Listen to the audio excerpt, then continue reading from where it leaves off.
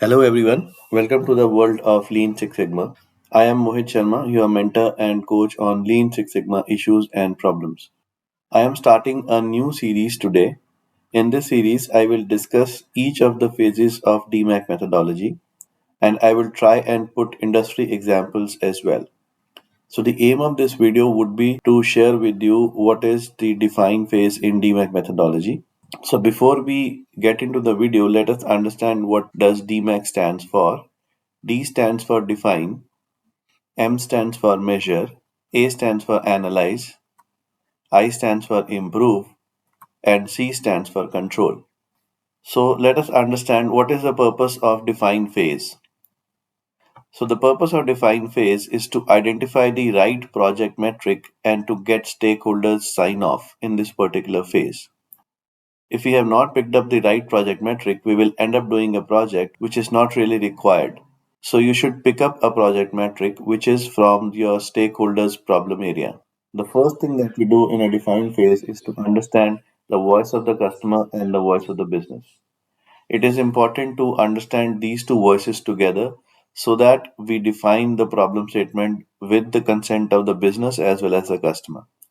You cannot only look what the customer wants, so then your business will be at loss, and you cannot only look at what your business demands, so then you will not have any customers to serve. So the important thing is to get both of them together and understand their needs. So let us take one example to understand this better. Let us take an example from a case study which is from healthcare sector. Patients were complaining about the long waiting time before they could see the physicians. So according to a survey, 35% of complaints were regarding long waiting time.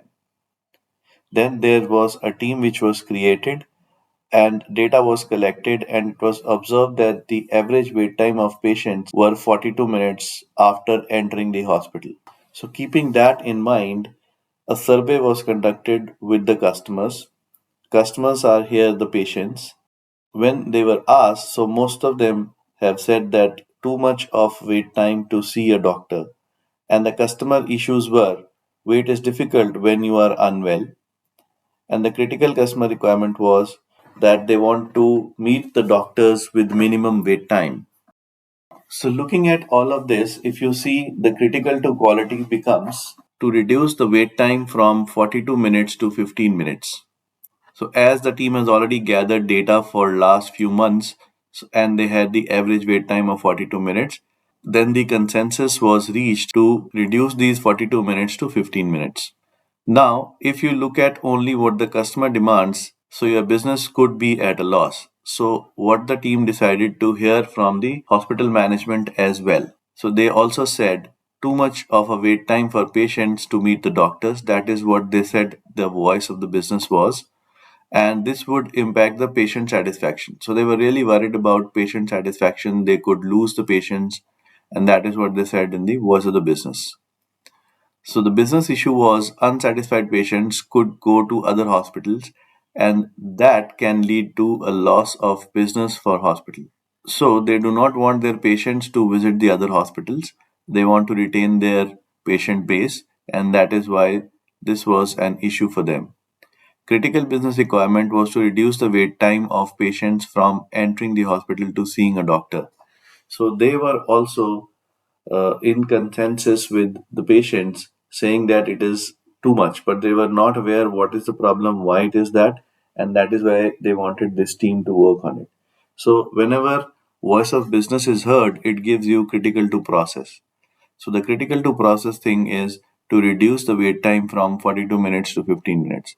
So when CTQ and CTP, they both are same, it means the patients as well as the hospital management demands the same thing from the project team.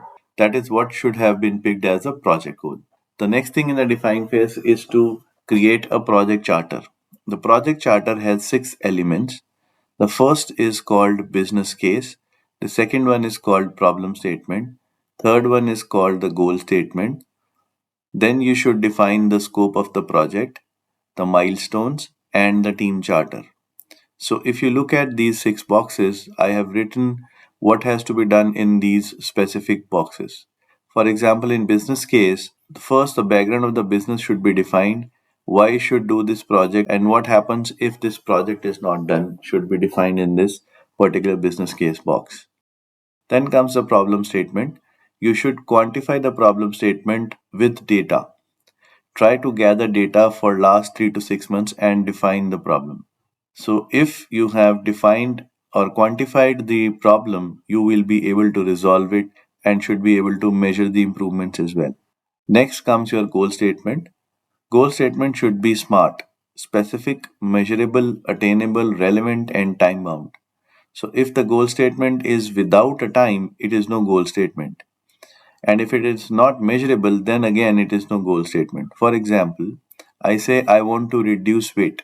It is a goal which I am taking, but it is not measurable, it is not time bound. So I may lose half kg weight in next 6 months and say yes, I met the goal. But if I define my goal, like I want to reduce my weight from 90 kgs to 70 kgs in next 6 months, this is a SMART goal statement. So next thing that you should learn in project charter is the scope of the project. You should outline the specific details like which geography this project belongs to, what is the line of business, what is the functional area. Or you can definitely define what is in scope of the project and what is out of scope of the project. Then comes the milestones. You should define the milestones of each of the phase of the project. Define, measure, analyze, improve, and control. You should put the start date and the end date. Generally, the thumb rule says that 2 weeks for each phase is fine. If you look at the improve and control phase, if the improvements are big and they are time consuming, then you can take more time in creating those improvements. For example, if you are trying to create a database, if you're trying to create a new tool or a website, you can take more time to do that. And all these phases should be in agreement with the management team. Then comes the team charter. In the team charter, you should have a champion for the project, you should have a sponsor, mentor, process owner, and team members.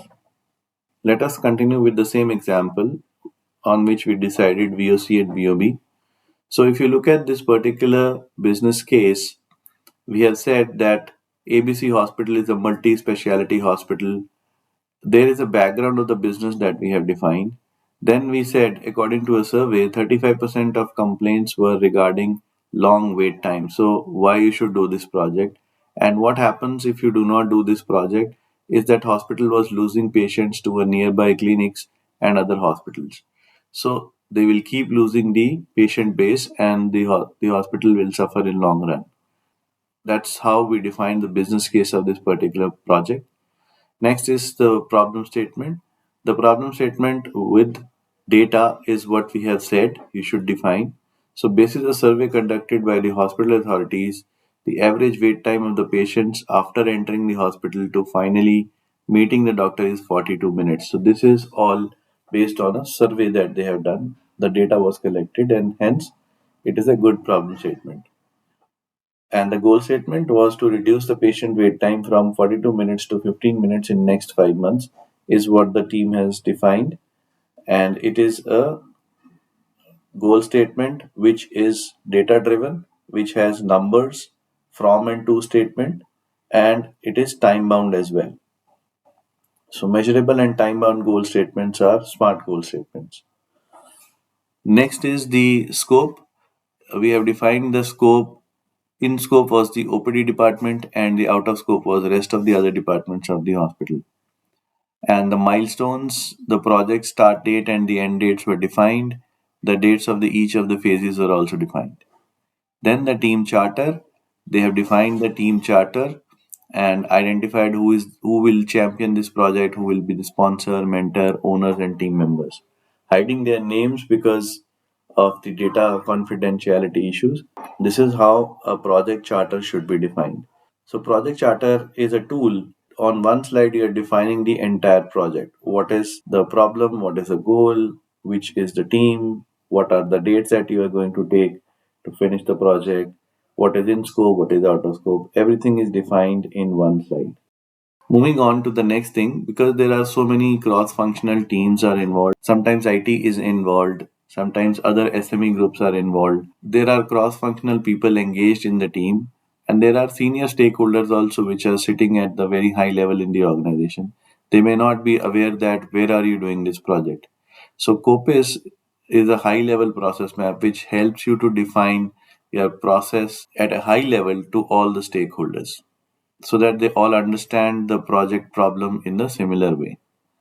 So COPIS stands for customer, output, process, input, and supplier. So we should define who all are the customers, what is the output expected, what is the process. Process steps can be defined at a high level here. What is the input which is going to the process, and who all are the suppliers to this process. Continuing with the same example, the customers here are the patients. The output expected is visit the doctor, and the process defined is patient enters the hospital, patient goes to the registration counter, patient stands in the queue and get the card, patient made the payment, and then the patient goes to the doctor's assistant and submit the card. Patient meets the doctor is what is the high level process map. The input is the medical record and the patient information, and the supplier of the information is again the patient here. The patients are only supplying this information to the counter clerks. Moving on to the next part of the define phase in DMAIC methodology, it is important to define the army chart and communication plan. So, the roles and the responsibilities of the stakeholders should be defined before the project starts. Some of them would be approvers, some of them would be resource, some of them would be members of this project, and some of them will only be informed about the project in certain phases. For example, a sponsor, he is a very senior guy in the organization. He is only informed in measure and improve phase. Otherwise, his approvals are required in define, analyze, and control phase. There would be a resource in the team, for example, an IT guy. So he will be a resource in the improve phase of the project. For example, they have to do some automation and the IT guy is called in to do that automation. Then that person becomes the resource of the team. And the team members are the people who are part of the project. They will help the team to do the brainstorming, identify the improvement opportunities, and then help implement these improvement opportunities in the process. The next thing that the team has to do is to create a communication plan. What is the event? What is the message in that event? Who will be the audience? What is the frequency? Who is responsible to organize this event? What will be the medium of the event? Whether it will be online, offline, in the training room, on the shop floor, wherever it is. So, based on that, continuing with the same example that I was talking about, Army chart is defined for all the stakeholders, and then the communication plan is also created. Like, for example, a Six Sigma review has to happen. The message is Six Sigma methodology implementation is what has to be checked, and the audience would be the mentor of the project, the green belt, the subject matter experts, the project manager, and the frequency is once fortnightly is what the frequency should be. Who will be the responsible person to organize this meeting? It will be green belt lead. And what is the medium? Like, it is a face to face meeting. When you define a communication plan and you follow it, you will surely end up doing your project on time and with efficiency. So, friends, this is what I wanted to cover in the define phase of a DMAIC methodology. I hope you like this video. So, if you really like this video, please give it a thumbs up and share this video with your friends.